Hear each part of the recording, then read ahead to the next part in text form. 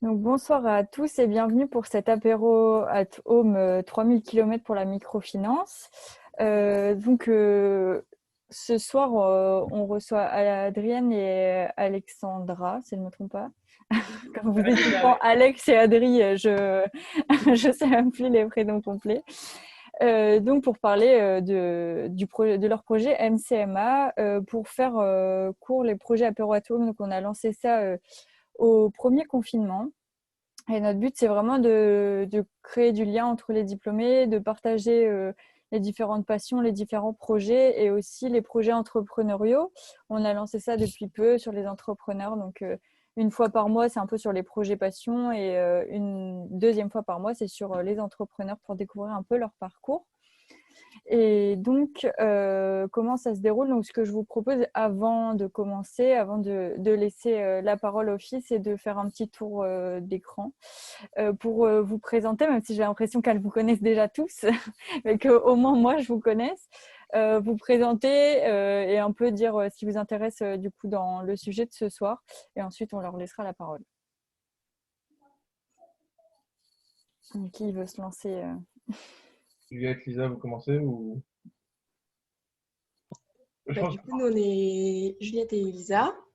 Et puis, on est amies de classe des filles depuis 4 ans, 5 ans maintenant. Donc, on vient les soutenir. Ok, super. Merci. Après, on s'intéresse évidemment à ce qu'elles font, mais on connaît déjà pas mal, on s'est Ouais. pas mal intéressé. Mais voilà, on vient surtout prendre des nouvelles de leur avancement de projet et puis peut-être en parler à d'autres si ça les intéresse. Ok, très bien. Merci les filles. Du coup, Maxence? Moi, pour ma part, c'est un peu pareil, une amie des filles, un ami, pardon. Et il faut savoir aussi le dilemme entre l'aspect sportif et l'aspect où des personnes qui en ont besoin vont bénéficier de votre aide et de l'aide de l'association. Je sais pas si c'est une association, justement. C'est tout ce qui va avec ça qui m'intéresse pas mal, donc c'est pour ça que je suis là aujourd'hui.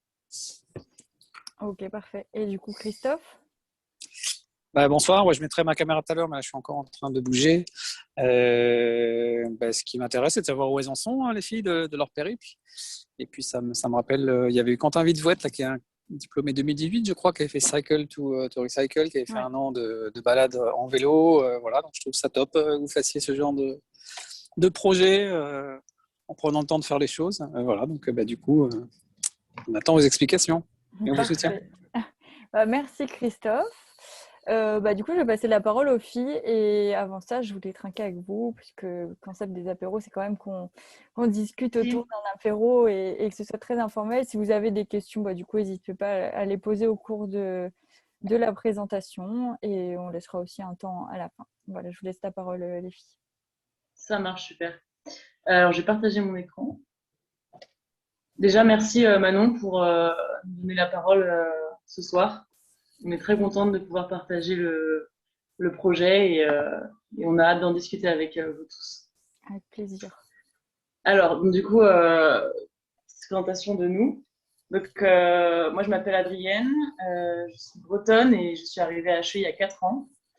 J'ai choisi HEI parce que je pense que c'était une école généraliste et je ne savais pas trop ce que je voulais faire. Et au final, je me suis pas mal trouvée dans le domaine bâtiment, aménagement, architecture. Et j'avais envie de faire une césure pour avoir le temps, avant de travailler, faire un autre stage et un projet un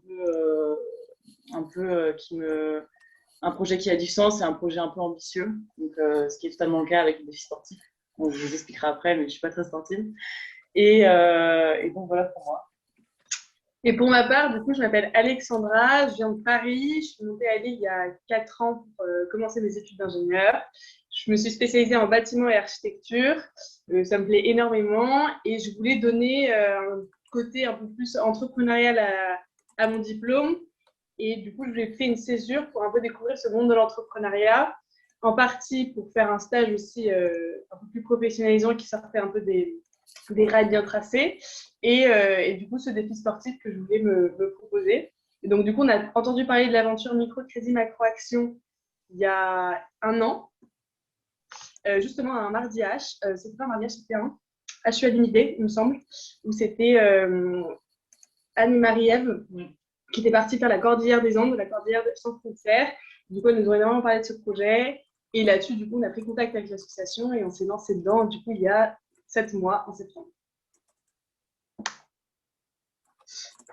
Alors, du coup, le projet Microcrédit Macro-Action, c'est un projet qui est hébergé par l'association Impulso, qui est basée dans le nord de la France, à Marc-en-Barœul.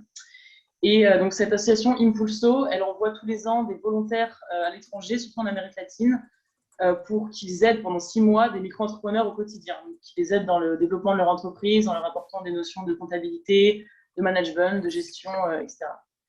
Et donc, le projet Microcrédit Macro-Action, il intervient avant dans la sélection des instituts de microfinance, donc qui sont les banques qui vont donner des microcrédits aux gens exclus des systèmes bancaires classiques, et dans le financement des instituts. C'est pour ça qu'on fait une levée de fonds avant le projet, dont on va vous parler tout à l'heure. Et enfin, le projet MCMA qui se fait à vélo, donc c'est en itinérance, permet aussi de sensibiliser tout au long du voyage à la microfinance. C'est assez bien fait, donc via les rencontres qu'on fait sur la route. En gros, c'est ça. Si vous avez des questions au cours de la présentation, vous n'êtes pas nombreux, n'hésitez pas du tout à nous en poser. De toute façon, la présentation ne sera pas très très longue. Le but aussi, c'est de faire un échange avec vous et du coup de prendre de vos nouvelles.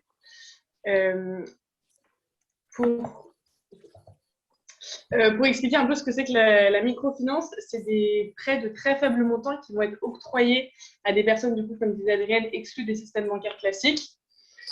Pendant très longtemps, Microcrédit Macro-Action, donc l'asso, venait donner en fait cet argent aux IMF. On s'est vite rendu compte que c'était pas du tout une bonne façon de raisonner parce que on n'apprend pas quelqu'un à pêcher en lui donnant du poisson. Donc du coup, on est venu réaliser des prêts. Donc en fait, on vient placer entre guillemets cet argent dans une banque qui est appelée Institut de Microfinance. Nous, en tant qu'investisseurs, on va sélectionner des projets. Et donc, le but de notre action, c'est de sélectionner des projets où Impulso va pouvoir agir derrière. Donc, c'est vraiment faire un peu une boucle bouclée, être aujourd'hui l'investisseur pour ensuite envoyer des personnes sur le terrain d'action qui vont pouvoir accompagner et donc voir de leurs propres yeux l'évolution et les bienfaits de ce microcrédit. Le microcrédit, ça permet aux micro-entrepreneurs de mettre le pied à l'étrier dans le monde de l'entrepreneuriat. Et ça a souvent lieu dans des pays en voie de développement, ça marche très très bien. C'est né au Bangladesh avec Mohamed Younous en 1997. Et du coup, ça a évolué et c'est parti dans plusieurs autres pays. C'est aujourd'hui aussi très fréquent en France. Malheureusement, dans la microfinance, il y a des grosses limites qui sont le surendettement. Parce qu'aujourd'hui, les micro-entrepreneurs parfois se surendettent pour pouvoir rembourser ses prêts précédents. Et donc, du coup, ne permettent pas toute la rentabilité. Et du coup, c'est pour ça qu'en fait, généralement, on privilégie ces prêts à des femmes. Parce que les femmes sont celles qui, souvent, du coup, en Amérique du Sud, ou dans l'exemple concret dont on vous parlera tout à l'heure, sont celles qui portent, entre guillemets, la culotte, entre gros guillemets, et c'est elles qui vont être à la charge de l'argent, des études des enfants, l'éducation, etc. Alors que le mari va beaucoup plus être au travail. Et donc, du coup, c'est donner l'opportunité à ces femmes de pouvoir s'émanciper, d'améliorer leur niveau de vie, et du coup, plus tard, de faire participer toute la communauté dans laquelle elles sont et d'en faire profiter leur microcrédit. Voilà. Est-ce que vous avez des questions par rapport au système de microfinance? Ça a l'air très clair. Ah, on t'entend C'est pas. très clair. Oui, excusez-moi, c'est un petit problème technologique.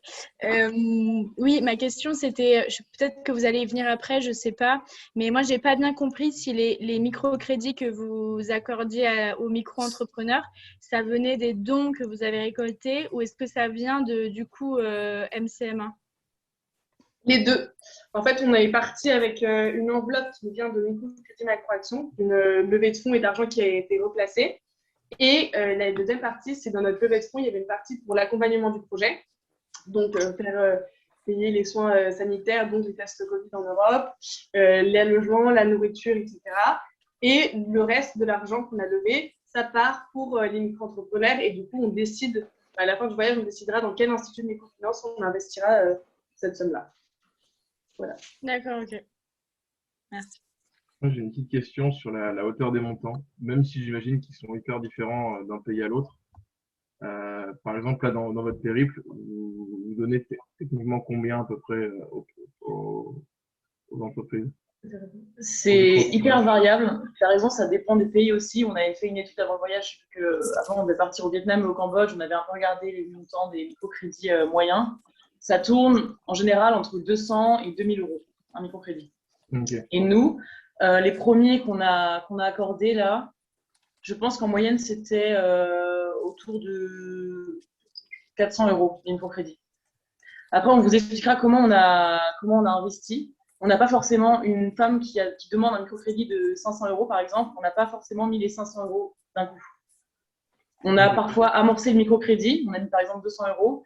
Et pour permettre en fait après aux instituts eux-mêmes de compléter et de débloquer le microcrédit en sa globalité. Et en fait, ça permet en tant qu'investisseur, de réduire le risque de non-remboursement. Parce qu'il y a des non-remboursements, même si c'est très faible en termes de pourcentage. Et donc de pouvoir après financer une multitude de projets et créer un cercle un peu vertueux. Ok, merci. Alors du coup, vous avez des exemples de projets ou de... Oui, tu parlais des projets à 200, on les a mis après dans la présentation okay, pour présenter les profils. Donc initialement, on devait partir au Vietnam et au Cambodge. Ok. Initialement, on devait partir au Vietnam et au Cambodge. En Asie, il y a déjà 6 binômes qui sont partis, donc c'était un binôme par an. Et il y a déjà eu, comme vous pouvez le voir, 90 000 euros réinvestis dans les microcrédits, avec 3 partenaires locaux, donc 3 instituts de microfinance, et au total, 40 000 km parcourus. C'est vraiment énorme. Et du coup, voilà, sauf qu'à cause du Covid, on ne pouvait pas obtenir de visa pour l'Asie. Du coup, on a décidé de quand même, vu qu'on avait fait la levée de fonds, on était à fond dans le projet, on a quand même décidé qu'on allait le faire, tant bien que mal, mais en Europe, beaucoup plus simple pour partir. Et du coup, on a décidé d'ouvrir un nouveau terrain d'action en cherchant des IMF, du coup, des instituts de microfinance, pardon, que MCMA n'avait pas en Europe. Donc, on a dû les chercher sur Internet, les contacter donc avec l'équipe de Microcrédit Macroaction, bien sûr. Mais ça nous a rajouté un peu de travail, mais c'était très intéressant. Et donc, tu veux expliquer comment on a fait l'itinéraire ? Et du coup, l'itinéraire, il est assez original. En fait, quand on s'est retrouvés à partir en Europe, on ne savait pas trop par quel bout de l'Europe le prendre. Donc, on s'est tout de suite projeté sur tout ce qui était les Eurovélos. Les Eurovélos, c'est des itinéraires à vélo qui sont dans toute l'Europe, qui vraiment relient les 6 points de l'Europe majeure, du nord au sud, de l'est à l'ouest. Et donc, une fois qu'on avait pris cette carte, on a regardé les instituts de microfinance qu'on pouvait rencontrer. Donc, on a rencontré MiCrowd à Madrid. Donc, on vous expliquera en détail notre rencontre. On devait rencontrer Créasol à Marseille. Mais malheureusement, à cause du Covid, on n'a pas pu être reçus. Il y a eu des complications dans les IMF, dans cette IMF-là. Et du coup, on n'a pas pu être reçus ni à Marseille, ni à Toulouse, ni à Toulon. Du coup, on a dit qu'on allait refaire une visio avec eux pour pouvoir discuter de notre partenariat ensemble. Mais je pense que la visio, malheureusement, se fera quand on sera en Bulgarie. Donc, du coup, on s'est dit, OK, très bien, on part de Madrid, on peut rejoindre la mer Noire. Et du coup, en fait, on a tracé à peu près toutes les villes qui nous faisaient plaisir à rencontrer. Il fallait qu'on passe par Marseille pour rencontrer Créasol. Et ensuite de ça, quand on est arrivé en Italie, on s'est aussi rendu compte qu'on s'était mis beaucoup de kilomètres dans les jambes sans forcément pouvoir apprécier le paysage. Il y a eu beaucoup de détours par des grandes autoroutes, des voies qui n'étaient pas forcément cyclables. Du coup, on a décidé de descendre un peu plus au sud de l'Italie. Du coup, on est passé par toute la Toscane. On est remonté sur Pise et Florence. Donc, ça nous a fait une pause touristique. Donc, au long de ces 6 km, on a l'impression d'être en vacances. Donc, c'est assez agréable. Et après, on est remonté sur Padoue. Et de Padoue, après, on est remonté sur Trieste. Et là, du coup, on est en Croatie, à Rovinja. Sur la petite pointe juste avant Pula.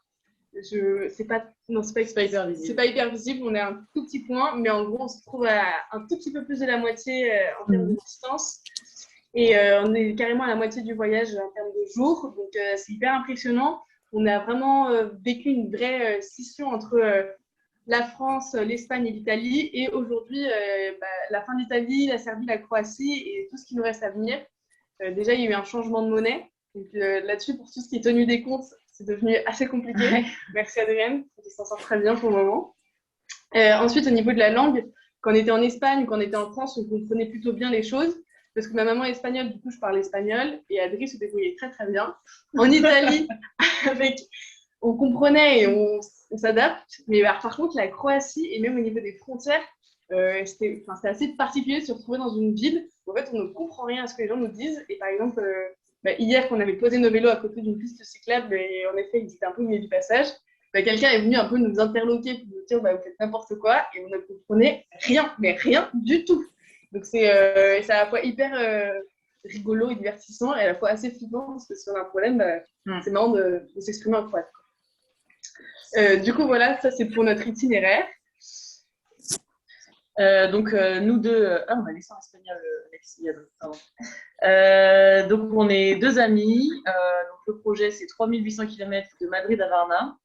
On n'est pas du tout cycliste, pas très sportive, mais on est super motivés. Du coup, on s'est donné les moyens de faire ce projet. Donc ça a commencé par une grosse préparation du voyage qu'on a commencé en octobre, je crois, octobre dernier, donc 6 mois avant le départ. On a travaillé beaucoup donc, avec l'équipe d'Impulso, donc Microcrédit Macroaction.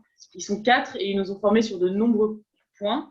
Donc déjà, on a dû faire une levée de fonds. Donc on a été formés au pitch, à la prospection pour bien parler du projet et convaincre au maximum les gens, la famille, les amis, les entreprises de faire des dons. On a été aussi formés à la comptabilité, à la communication, à pas mal de choses intéressantes qui, je pense, vont être utiles dans la vie, que ce soit personnel que pro. Donc vraiment trop cool, c'est des outils qu'on pourra réutiliser. On a été formé à la microfinance parce que c'est vrai que ce projet, que ce soit vélo ou entrepreneuriat microfinance, on n'était pas du tout dans ces secteurs-là, donc vraiment très intéressant. Et je pense que ça c'est aussi un point qui nous a poussé à faire ce projet, c'est que ça nous stimulait beaucoup de découvrir un monde qu'on ne connaissait pas du tout. Et la microfinance, c'est vraiment hyper intéressant. En tout cas, c'est comme ça qu'on l'a senti quand on a appris un peu quels étaient les bienfaits de la microfinance, les limites, comment investir, pour aider qui, etc. C'est vraiment ultra intéressant. Et ensuite, il y a eu l'organisation un peu plus vivante, on va dire, donc l'organisation concrète du voyage, quand on a dû acheter notre matériel, donc faire du camping, nos vélos. On a fait aussi une formation technique pour savoir comment on change une chambre à air, comment on répare une chaîne cassée. Enfin, c'était vraiment trop intéressant. Et du coup, voilà, il y a eu une grosse préparation de voyage. On était tous les deux en stage avant le projet. Donc, c'était pas forcément facile de concilier les deux parce que ça prenait. Enfin, en fait, nos deux stages nous prenaient beaucoup de temps. Et quand on rentrait et il fallait bosser sur le projet, c'était pas forcément évident. Mais on a réussi. Et je pense qu'on peut être fiers de nous. Donc, le 18 avril, on s'est envolé pour Madrid pour justement rencontrer Microwd. Donc, on arrive à Madrid, on a été hébergés par des amis de ma famille, donc super, trop cool. Et en fait, on arrive à Madrid et on se dit, on parle microfinance et on est formé, mais en fait, on s'y connaît très très peu. Et à ce moment-là, on a eu la magnifique surprise de travailler avec une équipe qui était hyper attentive à ce qu'on faisait, déjà hyper impressionnée de notre projet. Donc, ça nous a donné un gros coup de boost avant le départ, sachant que quand on arrive à Madrid, on arrive en avion. Du coup, on avait rien pédalé, juste l'entraînement. Du coup, ils étaient tous déjà hyper impressionnés, alors que nous, on n'avait pas encore commencé. On était genre, mais ça se trouve, on va s'arrêter à Barcelone, quoi. On va pas y arriver, parce que physiquement, on n'était pas du tout prêts. Et du coup, on a énormément parlé avec eux de tout ce qui était limite et comment est-ce qu'on sélectionnait les projets, comment est-ce qu'on veillait justement à ce que l'investissement soit autant rentable financièrement qu'au niveau du cœur, entre guillemets. Donc, on a eu un bel échange avec eux. On a ciblé les pays sur lesquels on voulait investir. Et justement, on a insisté sur la complicité entre Impulso et MCMA. Et du coup, en fait, on expliquait que investir sur ces petits entrepreneurs, c'est un peu de souffler sur un petit voilier au milieu de l'océan pour l'aider à avancer. Et donc, l'objectif de cette collaboration, c'était vraiment soutenir ces micro-entrepreneurs. Donc, c'est Mujeres Extraordinarias. Et du coup, surtout, de les permettre un accompagnement. Et après, Microwd, eux, nous ont beaucoup aidé à comprendre les enjeux de cet investissement. Donc, par exemple, tout à l'heure, on vous expliquait qu'on n'avait pas forcément toujours investi à 100% au niveau des prêts qui étaient demandés, justement pour varier un peu cette enveloppe, parce qu'une fois que cet argent sera placé, il sera toujours réutilisé derrière. Et le but, c'est que ce soit le plus rentable pour les binômes à venir, parce qu'une fois que cet argent est placé, dès qu'il est remboursé, il est replacé sur d'autres femmes. Et en fait, la façon dont ça fonctionne, c'est que c'est des femmes qui font partie d'une communauté. Et donc, elles se mettent tout ensemble pour justement monter un projet. Une fois qu'elles ont monté le projet, elles décident laquelle va partir la première, entre guillemets, être financée. Une fois que celle-ci est financée, elles remboursent au bout d'un an. Et au bout d'un an, avec l'argent remboursé et les taux d'intérêt, entre guillemets, il y a la même somme d'argent qui appartient à la même communauté qui peut être réinjectée dans un autre projet. Donc voilà toutes les subtilités de la microfinance. Et on a aussi beaucoup parlé de ses limites, surtout au moment des non-remboursements. Et en fait, Microwd, c'est quelque chose qui est hyper bien foutu dans le sens où une micro-entrepreneuse, si elle n'arrive pas à rembourser son prêt dans les 1 an, on lui fournit un accompagnement supplémentaire, on vérifie qu'elle n'a pas remboursé, on vérifie surtout qu'elle n'est pas surendettée. Et ça, c'est une grande importance de Microwd parce que dans beaucoup d'instituts de microfinance hors Amérique du Sud ou plutôt en Asie, il n'y a pas de suivi entre les IMF, ce qui fait qu'aujourd'hui, moi, je peux demander un prêt à l'Institut de microfinance A et je peux aussi demander un prêt à l'Institut de microfinance B, parce que personne ne saura que je suis en train de me surendetter, alors que du coup, avec Microwd, tout est centralisé et ça permet justement d'éviter le surendettement. Voilà. Donc ensuite, avec l'enveloppe qu'on avait pour justement accorder ces microcrédits, on a commencé à naviguer sur le site de Microwd où sont répertoriés tous les projets et tous les micro-entrepreneuses qui demandent des microcrédits. Et là, on s'est rendu compte avec Alex que c'était hyper dur de choisir, que ce soit les projets, les entrepreneuses ou le montant qu'on doit accorder. Donc c'était vraiment, on se demandait mais on est qui pour décider ça? Mais du coup, on s'est fixé quelques objectifs, quelques règles. Déjà, on voulait diversifier au maximum les profils et les secteurs d'activité, afin de réduire le risque de non-remboursement et de ne pas mettre tous ses œufs dans le même panier. Ensuite, on voulait, niveau localisation, Microwd, il faut savoir qu'ils aident des femmes au Pérou, Nicaragua, Costa Rica et Mexique. Et nous, en priorité, on voulait financer des projets du Pérou et du Mexique parce que c'est des terrains d'action où Impulso, donc l'association qui nous fait partir, envoie également des volontaires. Donc en fait, on aimerait bien que les microcrédits qu'on peut accorder, des volontaires Impulso voient les entrepreneurs. Non, j'ai galéré avec ma phrase. Que du coup, le microcrédit qui a été accordé permet du coup un accompagnement des étudiants qui sont envoyés en Amérique du Sud. Voilà. Dans le sens que nous, on soit le début, donc on donne cette enveloppe, et eux soit la fin, en mode on vous accompagne, sachant que c'est un accompagnement, quand il y a un binôme Impulso qui part, ils accompagnent à peu près 10 micro-entrepreneurs, donc c'est pas, ils ne sont pas couvés, ils sont vraiment juste accompagnés, et ils sont formés ponctuellement à l'utilisation d'Excel, ou comment faire un inventaire, ou comment gérer ses stocks, pour justement permettre la rentabilité la plus rapide et la maximale, pour faire un remboursement le plus rapide possible, pour qu'ils puissent être réinvestis derrière sur un autre projet de la même communauté. Exactement. Et donc voilà. Pardon. Non, je voulais dire un truc par rapport au projet. Non, diversifier au maximum les secteurs, les profils. On avait autre chose ou pas quand on finançait les... Après, on voulait aussi voir donc les secteurs, les profils. Et dans les profils, on nous explique souvent, il y avait écrit détaillé derrière, pourquoi est-ce que la micro-entrepreneuse voulait monter ce projet. Donc, il y avait soit des femmes qui voulaient justement gagner en rentabilité parce qu'elles étaient jeunes et que du coup, elles voulaient monter leur entreprise et être totalement indépendantes et partir de chez elles. Ou alors, d'autres, c'était des mamans qui avaient été déjà dans un foyer familial bien ancré et qui du coup voulaient réinvestir leur argent gagné par la rentabilité de leur entreprise dans les études de leurs enfants parce qu'ils avaient un projet très précis, etc. Voilà. Donc, on a fait vachement gaffe à ça aussi pour diversifier les sujets et les motifs de voilà. Et on a aussi été touchés par exemple, dans chaque crédit demandé, on avait le renseignement de si c'était le premier microcrédit demandé ou le 5e ou le 6e, etc. Et donc, parfois, on a accordé peut-être un montant plus important à une femme qui demandait son 3e microcrédit parce qu'on avait l'assurance qu'elle avait remboursé ses 2 microcrédits précédents. Et on avait aussi l'info du nombre de personnes que la femme employait, donc elle générait de l'emploi. Et on a été aussi sensible à ça parce que le but, c'est quand même aussi d'avoir un impact social et donc de pouvoir générer de l'emploi et voilà, et d'aider au final ces gens à sortir de la précarité. Ok, je vais faire le topo sur... Donc là, par exemple, on a 2 projets qu'on a financés. Pour la première stable de projet, on en a financé 12. On a redistribué 2300 € dans 8 secteurs différents. Donc là, on vous a fait un petit camembert pour voir un peu dans quoi on a investi. Donc il y a dans des restaurants, dans la mode, dans la nourriture, dans l'éducation, l'artisanat. On a vraiment essayé de au maximum et d'aider un maximum de projets différents.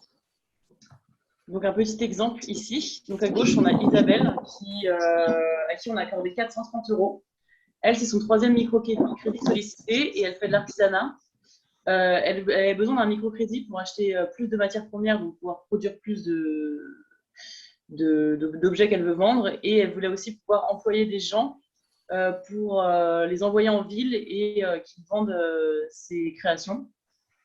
Donc, projet très intéressant. Et un deuxième projet, c'est celui de Carmen Elisabeth. Elle, c'est son premier microcrédit. On lui a accordé 260 €, je crois que c'est la totalité de son microcrédit. Et elle a besoin d'argent pour son élevage, donc elle a des porcs et elle fait aussi de la production de cacao et d'oranges. Donc elle, je pense que c'était de la matière première, enfin de la matière première, de la nourriture pour les porcs et du matériel pour la production pour ses productions. Et donc voilà deux projets qu'on a financés. Après, si vous voulez, si ça vous intéresse, je pense que vous avez tous reçu, je crois, la deuxième newsletter. Mais on parle un peu plus des projets qu'on a financés, on donne un peu plus d'exemples. Et donc, voilà. Donc pour nous, c'est vraiment un challenge sportif dans le sens où on est parti quand on a présenté le projet à nos proches. C'était plus un gros fou rire parce qu'on n'est pas du tout cycliste, on est très peu sportive. On était toutes les deux très sportives au lycée, mais on arrivait à HEI et on a plus passé de temps à la Faluche qu'à la salle de sport. Donc ça a été très compliqué de se remettre au sport. Ouais, santé. Merci à Juliette et Lisa qui m'ont aidé dans cet entraînement de levée de coude. Et du coup, c'était assez impressionnant de se dire, bon, je pars 4 mois, déjà c'est long 4 mois, et je vais faire du sport tous les jours, et je vais avancer et pédaler quasiment 4000 km. Du coup, on s'est dit que rien n'était impossible, que clairement, si on voulait le faire, on allait y arriver. Donc, on s'est donné les moyens, même si ça a été très compliqué. Sachant qu'en France et partout en Europe, il y a eu une crise, on va dire quasiment instantanée de la vente de vélos. C'est-à-dire qu'on est parti le 18 avril. Le 5 avril, on venait de recevoir nos vélos et on s'était jamais entraîné. On avait fait un tour de citadelle avec un vélo. C'est tout. Du coup, niveau cycliste, on était vraiment mal barrés. Et du coup, on a décidé de faire un entraînement à la campagne. Donc, on a fait 80 km aller, 80 km retour sur 2 jours. Et autant vous dire qu'on est parti à 9h de Paris, en pleine heure de pointe, c'est bien marré. Et on est arrivé à la campagne à 15h. À 19h, on était couchés, on dormait à point fermé tellement on était usés et fatigués de la journée. Et le lendemain, impossible de s'asseoir ni de se lever. On s'est dit, Adrienne, on est parti pour 4 mois, ça va être compliqué. Et en effet, du coup, on a essayé de ralentir nos étapes. On a sectionné un peu en mode, 80, c'est un peu le max qu'on peut faire par jour. Et on essaie de faire 60, 70 en fonction du dénivelé. Donc, notre premier jour, on a pris un TER pour sortir de Madrid, parce que Madrid, c'est très, très étendu. Et du coup, c'était beaucoup de circulation très dangereuse à faire à vélo. Et donc, on s'est retrouvés à Guadalajara, donc à 30 km de Madrid, pour faire une petite étape, ce qu'on pensait être petite et facile, de 60 km. Et en fait, troisième virage, une montée, un col, on n'était pas du tout prêts. Un soleil, mais cagnard horrible. Et une fois qu'on arrive en haut, on se dit on va profiter de la vue. Et là, de la grêle. Et on se dit, oh putain, ça va être compliqué. Et du coup, en fait, on a passé les premiers jours sous la pluie. Donc, ça a été assez compliqué mentalement, surtout qu'on pensait arriver en Espagne, ça va être trop beau, il y aura plein de monde. Et en fait, on a traversé l'Espagne vide, sous la pluie, sous une pleine tempête. Et on s'est dit, mince, le voyage prend une toute autre tournure. Mais voilà, à deux, je pense qu'on va beaucoup plus loin que seul. Et nos mentales ont été vachement mises à l'épreuve, mais on se rend compte qu'on a énormément de volonté. Et on a eu pas mal de soucis techniques, mais on a appris à les résoudre. On a fait pas mal de journées dans des ateliers de vélo pour apprendre à changer une chambre à air, réparer une chaîne, refaire les tensions des câbles, etc. Mais maintenant, on commence à se débrouiller. Je touche du bois parce que mon vélo commence à faire des bruits bizarres. Mais pour le moment, ça va. Pourquoi ça marche pas? Et un petit problème technique, je crois, mon téléphone, mon ordi. Ah, pardon. Ok, bon, alors. bon. Oui, Maxence, vas-y. Et justement, est-ce qu'aujourd'hui, niveau sportif, ça va beaucoup mieux ou c'est... Ouais, ça va. Alors aujourd'hui, concrètement, c'était un peu compliqué. Ouais, aujourd'hui, c'était dur. C'était dur parce qu'il faisait presque 30 degrés là, en Croatie. Et on pensait que ça allait être une étape tranquille. Et là, on a commencé à aller dans des chemins de montagne avec des cailloux pas possibles. Donc en fait, c'était même pas pédalable parce que en fait, nos vélos glissaient. Donc quand tu dois pousser un vélo qui fait 10 kilos plus le chargement 20 kilos à bout de bras, tu as des crampes au bras. Enfin bref, c'était assez dur. Il y avait beaucoup de soleil, c'était très chaud. Mais en termes d'endurance, je pense sur l'enchaînement des jours et même en montée, on a vraiment gagné par rapport au premier jour, vraiment, je pense. Et on a moins de courbatures. Moi, je pense qu'on a plus des problèmes aux articulations que de courbatures. Au début, c'était vraiment courbatures tous les jours, c'était un peu un enfer le soir. Mais là franchement, ça va beaucoup en termes de compétences. Est-ce que des fois, vous reposez un peu ou pas quand même? Ouais, en fait, on essaie de faire 4-5 jours de vélo et 1 ou 2 jours de pause. Ok, j'avais bien. Ouais. Et comme ça, on en profite pour se reposer, bosser un peu pour l'assaut et visiter aussi les villes. Ok. Et pas trop de problèmes techniques de rustine, de chambre à air? On n'a pas encore trouvé. On n'a pas crevé. Ah. On a des super pneus, c'est des Marathon Plus. Si jamais vous voulez acheter des pneus de vélo. Ils sont incroyables. Après, sinon, en termes de problèmes techniques, il y a eu quand même des problèmes qu'on n'a pas su résoudre, type rayon cassé. Moi, j'en ai déjà cassé 2 depuis le début. Je ne comprends pas pourquoi. Mais ça, typiquement, on va dans des magasins qui ne nous pas. Et sinon, des problèmes de vitesse, pignon, mais c'est des réglages qu'on ne savait pas faire au début. Maintenant, on commence à savoir y toucher. Et on a eu une petite frayeur avec les freins. Ouais, parce que du coup, en fait, on n'a pas eu le choix sur le modèle du vélo. Et du coup, on a eu des freins hydrauliques. Et du coup, quand c'est un problème de frein, c'est assez compliqué de savoir gérer. Et surtout qu'en France, en fait, il n'y avait aucun lieu pour réparer ces freins-là. Et du coup, on a dû apprendre par des tutos. Et en fait, on pensait que le problème, c'était la purge des freins. Alors qu'en fait, c'est juste que mon disque est disloqué. Et du coup, c'est normal que ça fasse un petit bruit. Mais en fait, on a fait un peu comme quand on a mal à la gorge, on regarde sur Doctissimo. On a regardé tous les problèmes qu'il pouvait y avoir. Et en fait, on s'est dit, non, si en descente, mes freins ne freinent plus, je ne sais pas dans quel état je vais terminer. Du coup, ça nous a imposé une grosse pause technique. Et en fait, on s'est rendu compte que c'était pas bien grave. C'était juste fatigant au niveau du bruit. Mais en fait, avec tous les bruits des voitures, finalement, on n'entend rien.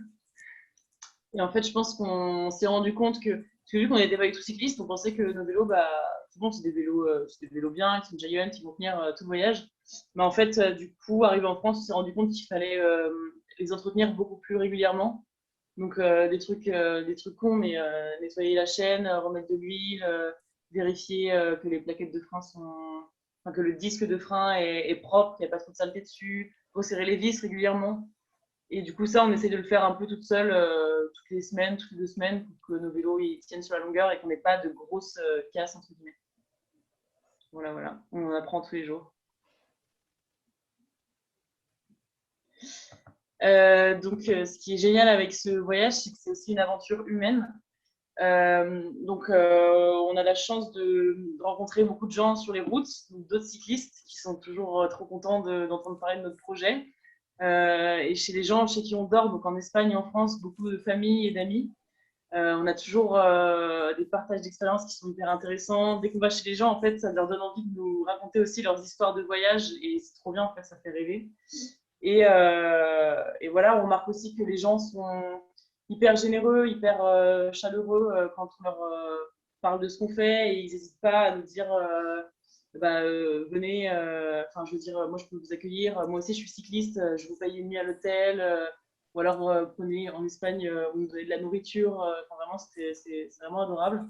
Parfois aussi quand on pédale, on a des applaudissements, on a eu ça l'autre jour, c'est trop drôle, mais ça fait trop plaisir et c'est un projet qui est assez fédérateur.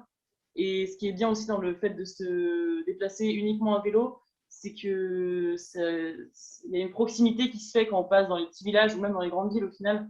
Les gens, ils sont interloqués quand on s'assoit à un restaurant ou tout comme ça, ils nous demandent mais vous allez où, vous venez d'où, machin. Et en fait, ça facilite le lien et le dialogue et c'est ultra intéressant. C'est vraiment trop cool. Et il y a aussi toute la relation aussi qu'on entretient avec nos donateurs qui nous suivent depuis la France. Et ça aussi, ça fait trop plaisir. Nous, on est trop contente de raconter ce qu'on vit. On est trop contente de faire nos retours d'expérience et de voir aussi que ça plaît et de vous voir aussi aujourd'hui, c'est trop bien. Et donc voilà, c'est une aventure vraiment incroyable. Et donc, on a fait un peu le tour sur ce que nous, on voulait raconter. Après, si vous avez des questions, on est là pour y répondre. Moi, j'avais une petite question. Mhm. En fait, j'ai pas compris comment est-ce que enfin, où est-ce que vous dormiez et comment vous trouviez les gens chez qui vous dormiez. Alors, il y a deux options, enfin, il y a plusieurs options. Il y a le camping et le camping sauvage. Donc, on trouve des lieux, des spots sympas qui sont safe et on dort là-bas.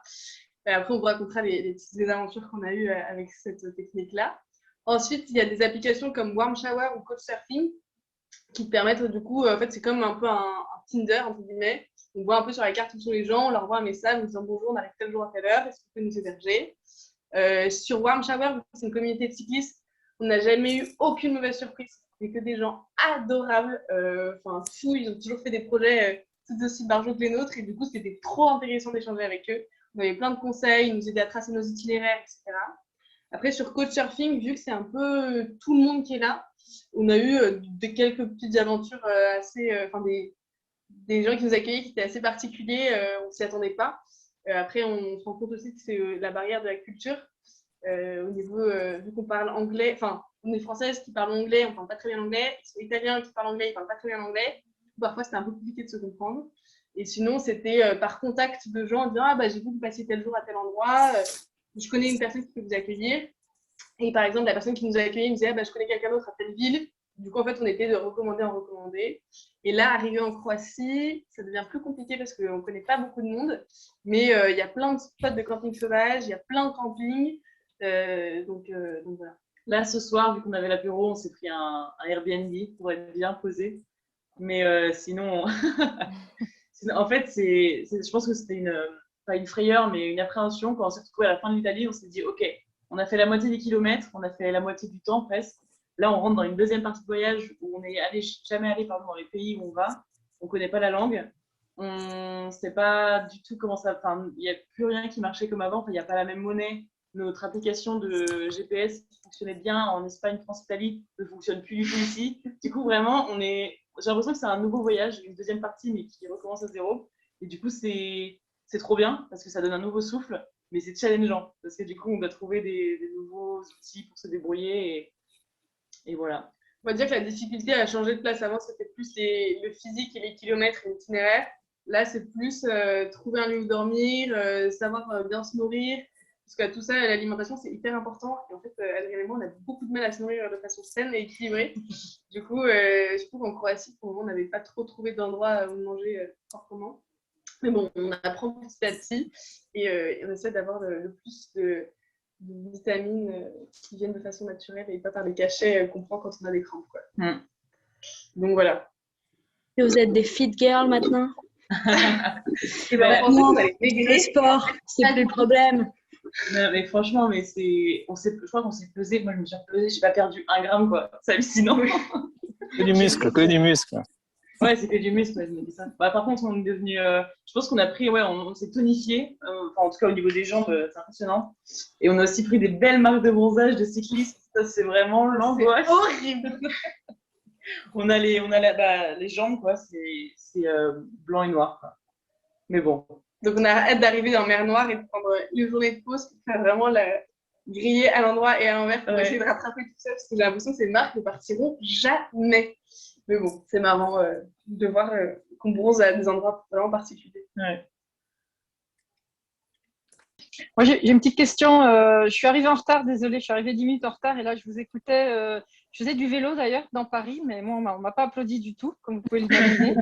Et en plus, j'ai travaillé quelques années dans la microfinance. Mais moi, je travaille pour une institution qui finance des institutions de microfinance, mais un peu plus grandes. Donc, je ne connais pas tant que ça le modèle que vous décrivez.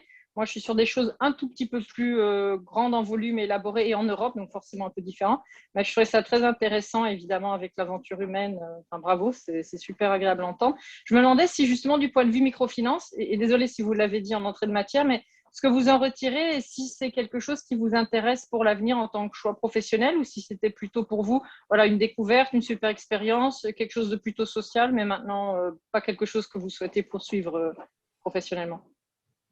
Alors, pour ma part, c'était au départ quelque chose, juste par pur intérêt, curiosité intellectuelle. Et en discutant et en travaillant avec Microwd, je me suis vraiment rendu compte que j'avais envie d'aller un peu plus loin, même dans ma vie perso.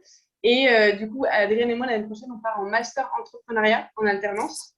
Donc, même si dans les entreprises dans lesquelles on va travailler, c'est pas du tout propre à ça, en tout cas, pour ma part, je pense que j'aimerais beaucoup investir en tant qu'investisseur personnel dans le monde de la microfinance, en particulier avec Microwd, parce que forcément, il y a un lien, en plus, ils sont espagnols, etc. Mais je pense qu'il y a un vrai avenir là-dessus et que tout le monde peut investir. Et c'est quelque chose que j'aime particulièrement dans ce projet, c'est que je me suis lancée en me disant trop intéressant socialement. Et en fait, je repars vraiment très, très convaincue et en me disant, bah, trop bien, j'ai envie de bosser là-dedans plus tard. D'accord, merci. Oui. Non, oui, j'attendais que. Moi, j'allais dire après la même chose. Au début, c'était vraiment de la curiosité et j'avais vraiment envie de connaître ce monde-là. Au final, je pense aussi que je vais devenir investisseur après avec Microwd. Enfin, j'aimerais bien parce que je trouve que c'est vraiment bénéfique. Ça permet d'avoir un impact social, même si on ne peut pas se déplacer et avoir un impact sur place. Directement avec ces gens, on peut quand même faire quelque chose pardon, et agir. Et même si, enfin, je veux dire, on est encore étudiante, on a un prêt à rembourser, mais même si c'est des petits montants, on peut quand même investir et c'est intéressant. D'accord. Parce que ce que je peux peut-être partager, c'est que les super histoires humaines dont vous parlez, au niveau, donc non pas de votre road trip à vous, mais des gens qui sont financés, c'est ce qu'on retrouve typiquement. Moi, quand j'ai été visiter, j'en ai vu pas mal des instituts de microfinance. À chaque fois, enfin, il y a des tableaux Excel et des lignes, mais derrière chaque ligne, il y a une personne. Et moi, ce que je faisais, c'est justement d'aller voir aussi des gens qui ont profité. Donc, par exemple, j'étais en Géorgie, on finançait un institut qui donnait des micro-prêts, par exemple 500 € pour acheter une vache ou deux vaches, un peu de manière similaire à ce que vous racontiez avant. Quelqu'un qui investit voilà, dans deux vaches et qui, en fait, enfin, les fait grandir, les revend, et ça, c'est son business model. Donc, c'était un peu déconcertant pour moi à la base. Je n'imaginais pas que ça se faisait comme ça, mais en fait, il y a plein de personnes qui font la même chose et puis ensuite qui font ça à un revendeur. Il y a toute une chaîne, tout un pan de l'économie, donc. Mais il y a vraiment des très, très belles histoires humaines, y compris des gens qui, par ce biais-là, deviennent, je ne sais pas comment on dit en français, bankable, creditworthy, c'est-à-dire qu'après, ils peuvent prendre carrément un vrai prêt dans une vraie banque et monter leur entreprise et devenir de plus en plus grand. Et donc, si l'entrepreneuriat, ça vous intéresse, il y a vraiment des très belles choses à faire. Et en Espagne, il y a une super institution qui s'appelle Microbank, qui est en fait une filiale de Caixa. Mais bon, typiquement, eux, ils font 15 millions de chiffres d'affaires par an. Mais je veux dire, derrière ça, il y a des dizaines de milliers de lignes de microcrédit avec chacune des histoires fantastiques. J'ai été visiter des petits cafés à Barcelone, quelqu'un qui avait pris 3 000 €, qui était parti de rien, qui avait un super petit café, le business model était super. Enfin, voilà, exactement ce que vous décrivez aussi à une échelle un petit peu différente. Ouais, on regardera. C'est génial. C'est donner vraiment les outils ou le petit coup de pouce qui permet juste de se lancer et de faire des trucs incroyables.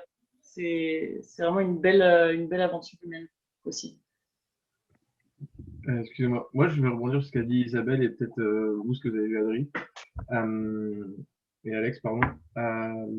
Est-ce que vous allez, entre guillemets, vous allez apprendre aussi à gérer pendant un certain temps l'argent en tant que une sorte de suivi, ou c'est vraiment je donne l'argent, je donne 2-3 conseils et je pars, ou il y a vraiment un suivi qui est fait tout au long de la vie en fait de la finance que vous avez donnée? Alors, nous, on ne donnera pas de conseils parce qu'on ne pourra pas être sur place.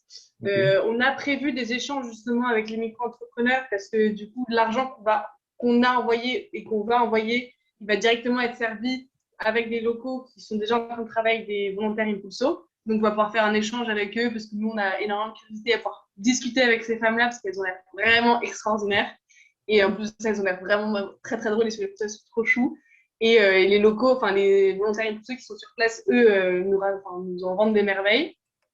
Et par contre, nous, on ne va pas du tout leur donner des conseils. Et eux, sur place, ils leur donnent des conseils que ponctuellement. Et en fait, ils se fixent des objectifs individuellement, chacun d'eux. En mode, elle veut apprendre à gérer, à faire des stocks, à gérer ses stocks et à faire des inventaires. Bon, du coup, lui, il va lui dire, voilà, pour faire ça, tu as besoin de ça. Et du coup, il va les former dessus. Et ensuite, après, une fois qu'elle est beaucoup plus indépendante, le but, c'est pas de trop materner non plus, c'est aussi de permettre aux micro-entrepreneurs de se retrouver face à ses limites et de se dire, en fait, j'ai aussi besoin de me former là-dessus et du coup, de revenir voir l'impulseur qui sera sur place. Est-ce que ça répond à ta question ou pas?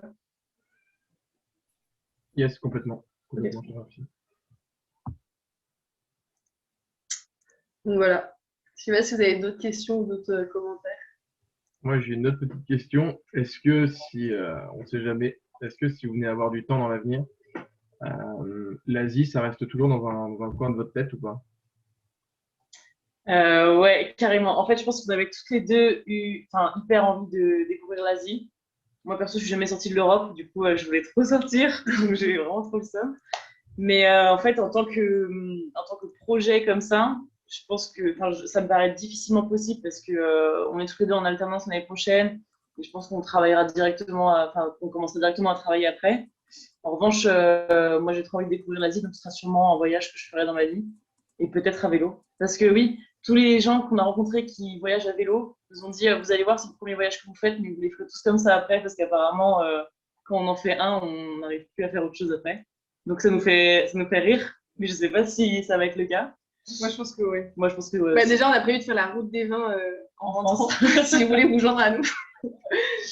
Et dans quelle région? L'Alsace, le Sud, toute la France? commencer Ça en peut Loire, être un périple très long. Ouais. Bon, il y en a plein. Très bonne idée en tout cas. Et sinon, je pense qu'il y a quelque chose qui nous a beaucoup rassurés aussi, c'est que la majorité des cyclistes qu'on avait rencontrés, c'était des retraités ou des gens qui avaient décidé de partir et tout plaquer, entre guillemets. Et c'était des gens très âgés. Et en fait, c'est un sport qui se fait à tous les âges. Et du coup, je me dis, mais en fait, le jour où si jamais j'ai des enfants qui sont partis, et ben, je repartirai à vélo et ça me fait. Je trouve ça impressionnant parce qu'on a croisé plein de cyclistes qui faisaient le tour du monde. Et wow, ouais, ils n'avaient pas du tout l'air fatigués comme nous, on était au bout de notre vie en arrivant le soir sur le camping. Donc, c'est bien, c'est de prendre le temps, c'est bien, c'est de prendre le temps. Ouais. Donc oui, je pense que c'est des voyages qu'on refera. Et surtout l'Asie, je pense qu'on l'a encore là en se disant, dommage, on avait passé 6 mois à rêver de l'Asie. Et en fait, un mois avant le départ, du coup, on a dû totalement pivoter. Mais c'était aussi la force du projet et on est hyper fiers d'avoir réussi à monter et à quand même partir et d'être là à vous parler. Alors que c'est vrai qu'au mois de février, on nous a un peu dit c'est bon, la blague est assez durée, on arrête. Et on s'est dit non, on continue et ça vaut trop le coup. Enfin, c'est trop stylé, c'est trop bien et on apprend plein de trucs et on se dépasse énormément, soit physiquement et psychologiquement. Et on apprend à maîtriser ses peurs, contrôler ses angoisses. Quand on dort, la dernière fois, on a dormi dans un super beau champ de vaches. C'était impressionnant, une vue à 360 sur tous les Alpes d'Italie. Et juste à côté, il y avait un champ. Et donc, moi, j'avais dit à Adrien, je veux dormir dans le champ. Et Adrien m'avait dit, non, on ne sait pas ce qu'il y a dans le champ. Moi, j'étais persuadée que le champ était vide. Sauf qu'en effet, le champ était très, très grand. Donc, on ne voyait pas ce qu'il y avait derrière. Donc, on se couche en même temps que le soleil et tout. Et on commence à entendre des bruits très bizarres, de gros pas, de ronflements, comme s'il y avait quelqu'un qui arrivait. Et moi, j'étais genre, c'est sûr, il y a quelqu'un qui doit venir, je sais pas, bouger la tente, nous voler notre nourriture. Enfin, je me suis fait des films. Et en fait, à ce moment-là, on a ouvert la tente. Et en effet, on avait planté la tente juste à côté de la clôture. Et de l'autre côté, il y avait un énorme troupeau de vaches. Je me disais, waouh, heureusement qu'on n'a pas coupé dans le camp. Mais du coup, voilà. C'est marrant de voir ça. Et du coup, le matin, en me levant, moi, je voulais absolument secouer ma serviette parce qu'elle était pleine de petites pailles. Sauf que j'avais trop peur de faire un geste brusque et que les vaches me foncent dessus. Voilà, c'était un moment assez rigolo. Tout s'est bien passé, heureusement. Donc voilà, j'ai juste mis la main sur la barrière électrique aussi. Ouais, elle s'est pris des charges. C'est douloureux. Mais voilà, ça fait des bonnes anecdotes à raconter et on se marre bien quand même. Ouais. Donc voilà. Non, mais c'est cool. C'est comme ce que tu disais, Christophe, c'est voyager lentement, prendre le temps de savourer les paysages super beaux qu'on traverse, mais aussi prendre le temps de bien subir les moments un peu durs, mais c'est ce qui nous permet après de se rendre compte que les belles journées, elles sont vraiment belles, quoi. Et du coup, ça te permet aussi de travailler sur nous, je trouve, de relativiser quand ça va pas, quand on a mal ou quand la météo elle est nulle, et c'est assez intéressant. Ça permet de travailler son intuition aussi, son intuition, de s'écouter. Ouais, son intuition, ouais, c'est important, de travailler son intuition et s'écouter, ça nous servira et c'est important. Ouais, exactement. On s'est toujours dit, avant le voyage, on s'était dit, surtout s'il y en a une des deux qui ne se sent pas, on n'y va pas, quoi qu'il arrive, même si on ne sait pas l'expliquer, etc. Et on s'est rendu compte après coup qu'il y avait quelques expériences qu'on a vécues où, en effet, il y en a une des deux qui ne se sentait pas, mais qui ne l'a pas forcément expliqué parce que ce n'était pas forcément explicable. Mais au final, il aurait mieux fallu pas y aller. Enfin, des trucs au final, on retient que oui, l'intuition, c'est très important. Et faut pas ça se travaille de s'écouter, ça se travaille. Et c'est ce que vous faites, c'est top. On essaie du point de vue humain, toutes les personnes que vous rencontrez, le partage, etc., vous avez sûrement déjà une fibre humaine et des compétences humaines développées à la base, j'imagine, mais ça va vraiment vous servir. J'imagine que vous vous rendez bien compte, ça vous donne une distance par rapport aux choses, un recul. C'est inégalable, quoi, surtout à votre âge. Non, mais c'est vrai. On a vraiment de la chance de pouvoir vivre ça et de pouvoir partir en ce moment à cause de la crise sanitaire. On s'en rend bien compte. Mais d'ailleurs, en parlant de ça, je trouve qu'on sur place, on la subit pas trop la crise sanitaire. C'est-à-dire que les gens restent accueillants, les gens restent réceptifs, les gens n'ont pas peur. En fait. Et moi, c'était une appréhension que j'avais avant le voyage, que toutes les portes soient fermées, qu'on ne soit pas accueillis, quoi. Et au final, les gens restent très très gentils et accueillants. Et de fait, en Croatie, c'est comme si le Covid n'existait pas. Il faut juste porter le masque dans des lieux clos. Mais dans la rue, en fait, c'est vrai que quand on a traversé la frontière, du coup, ça fait Italie, Slovénie, Croatie en une journée. Et c'est vrai qu'en Italie, les gens portent quand même le masque, c'est assez strict et rigoureux. Et en fait, arrivé en Croatie, on avait l'impression de faire un bond déjà de beaucoup d'années dans le passé parce que c'est très différent. Et surtout de 2 ans en disant, en fait, on a l'impression de vivre sans Covid. Et c'est assez agréable et surprenant. Et en fait, les serveurs au bar n'avaient pas de masque. C'est quelque chose qui nous avait vraiment surpris. Parce que oui, on peut vous faire une petite confidence. On a appris que tous les cyclistes méritaient au moins une petite bière à la fin de chaque étape parce que c'était plein de fibres et de nutriments. Une étape, c'est tous les combien de temps, une étape? C'est tous les jours. C'est l'avantage d'utiliser le vélo pour aller au boulot matin et soir, c'est ce que je fais. Voilà, oui, on comprend mieux maintenant, Isabelle, pourquoi tu vas en vélo. J'ai aucune honte à le dire. Juste une question, je ne sais pas si vous allez passer à Zagreb. Moi, je connais assez bien la Croatie pour y avoir travaillé. Et, effectivement, il y a un gros contraste parfois entre les zones plus rurales, les îles et la capitale et les grandes villes. Mais Zagreb, c'est absolument magnifique. Et les îles, si vous êtes à Pula, vous allez peut-être passer dans certaines îles. Alors, malheureusement, on n'ira pas à Pula ni à Zagreb. Pula, non, parce que ça nous faisait trop descendre pour remonter. Ça nous rajoutait des kilomètres en moins parce qu'on pouvait faire un autre détour en Bosnie. Enfin, ça nous rajoutait des kilomètres et on voulait faire un autre détour en Bosnie. Et Zagreb non plus. En revanche, oui, on fait toutes les îles. Donc là, l'itinéraire, demain, on va à Lambin. On est à moitié sur la petite pointe. On traverse. Et après, on remonte sur Rijeka. On traverse le pont et on va sur les îles Kirk. Et après, on alterne entre îles et continents jusqu'à Zadar. De Zadar à Zadar, du continent. Et après, on va jusqu'à... Sublime. C'est sublime. Ouais, Zadar, vous allez adorer. Ça va trop bien. Ah ouais. Mais toute la côte est comme ça. C'est juste... Le changement que vous avez fait, là, le pivot, ça me fait penser à l'article du HEI Info là, avec Chloé, je ne sais plus comment s'appelle son mari, là, qui était parti l'année dernière, avant le Covid, pour faire un tour du monde et qui ont fait un tour de France finalement. À vélo? Non, ils ont, du coup, ils étaient partis. Non, ils n'étaient pas partis pour le faire à vélo. Mais le Tour de France, du coup, en France, ils ont pris une estafette qu'ils ont aménagée, voilà, cool. pour se retrouver, pour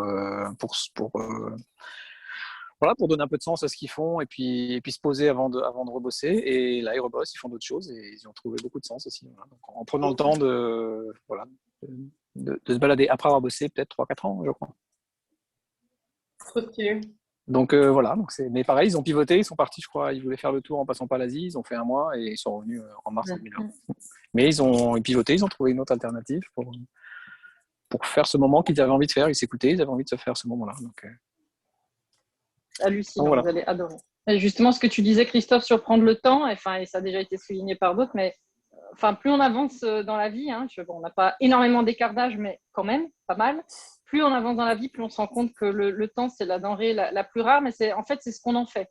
Et dans le monde accéléré dans lequel on vit, évidemment, vous, votre génération, vous avez quasiment connu que ça, même si peut-être déjà à votre âge, vous sentez peut-être l'accélération sur les dernières 10 années, mais moi qui ai 44 ans, c'est évident que si je compare à il y a 25 ans, l'accélération, elle est phénoménale. Mais après tout, c'est toujours un choix. C'est un choix ce qu'on en fait. Et je pense que votre génération, justement, a déjà appris à maîtriser ça, alors que je pense que nous, ça nous a pris un petit peu plus de temps. Ça dépend sûrement des personnes aussi. Mais vraiment, la maîtrise de son temps, choisir de ce qu'on en fait et être acteur de son temps et non pas se le laisser imposer par la société, finalement, c'est une des choses les plus importantes, je crois, pour être serein et faire ce qu'on a envie de faire. Bien, tant mieux alors. Désolée, je ne voulais pas tuer l'ambiance.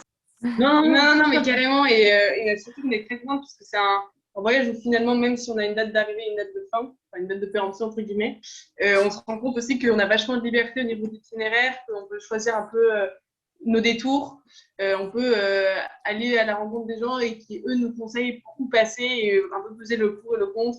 S'il y a trop de dénivelé, peut-être vérifier que ça vaut vraiment la peine. Parce que en fait, c'était un peu notre règle de vie depuis le début. Si quelqu'un nous propose un détour, bah, on y va et à fond et trop bien. Mais après, vite, on s'est rendu compte que parfois, ils nous proposaient des détours pour aller voir un lac. Mais un peu le lac du Bois de Boulogne, c'est un très beau lac, mais c'est juste que c'est vrai que faire 60 km de détour pour ça, on ne s'y attendait pas forcément. Alors que d'autres fois, elle nous a proposé de faire un détour pour rejoindre le nid d'une rivière ou une montée spectaculaire, etc. Et du coup, on est assez contente de pouvoir profiter des conseils des locaux et de pouvoir choisir librement où on va et d'être un peu maître de notre destin. Et ce qui est incroyable aussi, c'est de se rendre compte que chaque jour est différent. Que le matin, quand on se lève, déjà, on ne sait pas où on va dormir, on ne sait pas à quoi va ressembler le chemin. Et je trouve que c'est une belle preuve de force qu'on est en train de se proposer, quoi. Donc, on est content. Et vous n'êtes pas quand même un peu limité par le Covid avec les... comme vous passez plusieurs frontières, des tests PCR à chaque fois ou des choses comme ça, comme vous restez plus de 48 heures sur certains pays Ouais, ça, on n'a pas le choix, il faut qu'on passe un test PCR à chaque frontière. Alors, on avait fait un pour l'Espagne, pour passer l'Espagne-France, on n'a pas été contrôlé. Ensuite, on en a fait un pour l'Italie aussi, pas contrôle. Et on a fait un en Italie, donc là, pareil, parce qu'on doit payer. À l'étranger, c'est payant les tests PCR. Ouais. Et on a passé donc, la même journée la frontière avec la Slovénie et celle avec la Croatie. Donc, on n'a fait qu'un test pour 2 frontières et on n'a pas été contrôlé. À la frontière avec la Croatie, la nana, elle nous demande vous avez un test PCR? On fait oui, elle fait ok, allez-y. Donc il aurait très bien pu être positif, on passait quand même. Mais du coup, au final, il y a ces règles-là, on essaie de pas trop plaisanter avec. On les fait, surtout qu'on a dans le budget qu'on a récolté et qu'on s'était fait, on avait mis une partie sanitaire en fait, pour payer tout ça. Mais du coup, c'est vrai que. Et puis surtout qu'on ne veut pas être vecteur de ce Covid sur des gens qui nous accueillent. Parce que mine de rien, on est toute seule sur notre vélo, mais on passe énormément de temps avec d'autres personnes et sans masque. Parce que quand on est accueilli chez les gens, on est forcément sans masque. Donc, du coup, ce serait dommage de rappeler les gens 15 jours après allô, merci pour l'accueil. Donc, ouais. Donc, on fait attention. Après, il y a d'autres frontières qui nous font un peu plus peur, entre par exemple la Croatie et la Bosnie. Parce que du coup, la Bosnie est hors de l'Union européenne. Du coup, on se demande quel type de contrôle et à quoi on va être sujette et soumise. Mais je pense que ça va être une toute autre aventure et on espère qu'ils parleront anglais parce que sinon, ça va être compliqué. Ouais. Vous nous raconterez ça. Ça ne devrait pas être trop strict. On espère. No stress. Bon, les si filles, vous avez un petit billet, au lieu de payer le test PCR, je suis sûre que vous pouvez vous en sortir, hein, au cas où. Génial. Les filles, nous, on vous fait des gros bisous. Je pense que Juliette se joint à moi pour vous dire qu'on est fiers de vous et qu'on a hâte que vous nous reveniez pour nous raconter toutes vos aventures, que vous reveniez revigorés et encore plus mature que vous l'êtes déjà. Et super musclé. Et puis, profitez bien, imprégnez-vous bien de toutes ces aventures. Vous nous manquez quand même, donc revenez vite. Et puis, on vous embrasse fort. Merci beaucoup. Les filles. Gros bisous. Merci d'être venus. Mais c'était un bon mot de la fin. Je voulais conclure aussi, puisqu'il est déjà 20h et s'il n'y a pas d'autres questions, je pense qu'on va conclure là-dessus. C'était un très beau mot de la fin. Je ne pourrais pas faire mieux. En tout cas, félicitations les filles pour votre projet. Et bravo. On aura la suite pour le partage de l'aventure. Je vous propose juste de faire une petite capture d'écran avant de vous laisser partir. Donc, si vous pouvez me faire un très beau sourire et je ne vous en demanderai pas plus. Je vous remercie. Parfait. Merci à tous. Les filles. Tenez-nous au courant. Merci à tous. tous pour votre participation et à bientôt pour d'autres apéros at home. Super, merci beaucoup. Ciao. Une bonne soirée. À très vite.